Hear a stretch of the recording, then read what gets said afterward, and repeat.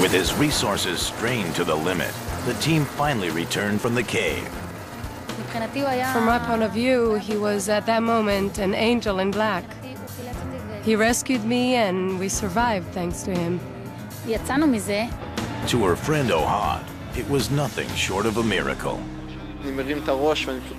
I raised my head and I saw her being lifted with a cable.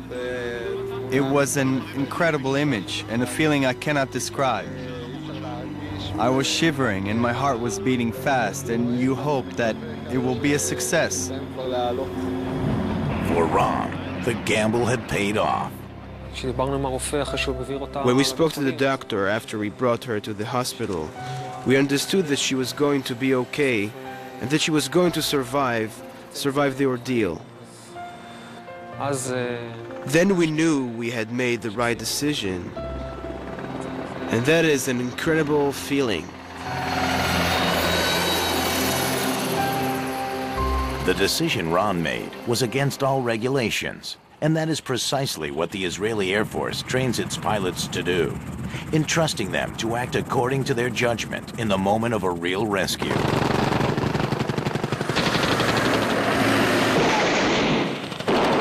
However, all the training and the experience in rescuing civilians cannot prepare a pilot for the challenge of rescue in hostile territory. Israel is a country that lives under a threat of war. For helicopter pilots, this means constant danger, whether flying combat or rescue missions. Unlike infantry who can hide, jet pilots who are exposed primarily to anti-aircraft guns or missiles, the low-flying helicopter is totally exposed. To the helicopter pilot, flying rescue missions during combat is considered one of the most dangerous jobs of all.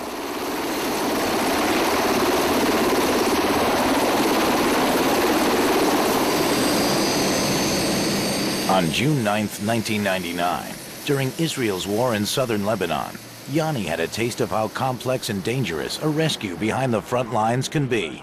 He was on alert in the north of the country, acting as a rescue backup unit to a special night operation involving Cobra attack choppers strafing suspected Lebanese Hezbollah guerrilla positions. Only a few minutes into the attack, a chilling radio message announced that a chopper was hit. One was hit.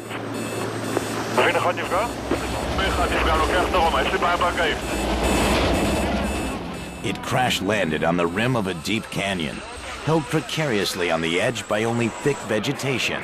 Yanni heard the entire exchange on the radio. Suddenly you hear on the radio what you're used to from drills, a crew abandoning a damaged plane. You never expected to hear it in real life. Within seconds, Yanni was in the air. It took me a second to internalize what had happened. This was the moment I had been preparing for. 2 guys are on the ground in Lebanon. I didn't know their condition at that moment. There was an uncertainty. The terrain was difficult. It was night and you could not see anything. I was fearful at the time that they were already dead. In the original blurry images produced by a thermal camera, the helicopter wreckage appears to be on fire. This is because the camera records the image produced by the heat being emitted by both humans and objects. The chopper was hanging nose down. The rotor broken. It looked pretty bad. The scene was total chaos. Gunshots, escort jets, and backup choppers in the air. A crowded radio system, and suddenly, new voices breaking into the airwaves. We heard the pilots of the crashed plane on the radio. They say they were all right, and only slightly injured. These obscure images, taken by the backup Cobra helicopter assigned to protect Yanni, do not reveal the extreme nature of the terrain. A steep pitch, covered with thick bushes. I never did a night rescue before without the searchlight. I tried to see if my co-pilot could see anything. Meanwhile, I was hovering above the wreckage with no light. Let me tell you, it was not easy. In the recorded conversation, You can hear Yanni's voice reassuring the pilots. All is well. The cats are coming down to get you. The Cats, the code name for the 669 rescue team, were coming down. One by one, they were hoisted into the helicopter and to safety, back over the border in Israel. We were euphoric. The guys were all right and with us in the chopper. There was such happiness one hardly encounters among crews and pilots. Usually we're cool professionals, and now this euphoria. The crew's euphoria was justified. They had just been through their most dangerous rescue. Not only did they come back safely, but felt certain they had saved their comrades from death. Most people will never experience what it's like to save another person's life. But for the pilots and crew of the Blackhawks Squadron, it's all in a day's work. Rescuer and rescued, pulled toward each other, as if drawn by fate. Like in any alert, the siren gives you the adrenaline shot that wakes you up. The pulse rate increases and you're filled with energy, even if you didn't sleep the night before.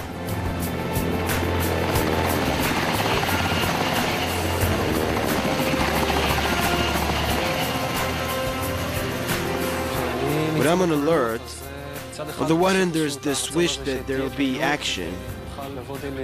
On the other hand, it means that something bad had happened to somebody.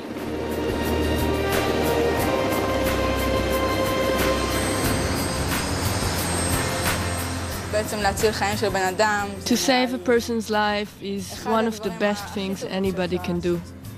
This is one of the greatest privileges that the Army gave me and the others. It's clear to us that when we celebrate going on a mission, it means that someone else is in pain. Of course, we don't want this to happen, but if it does, we'd like it to happen when we are on alert.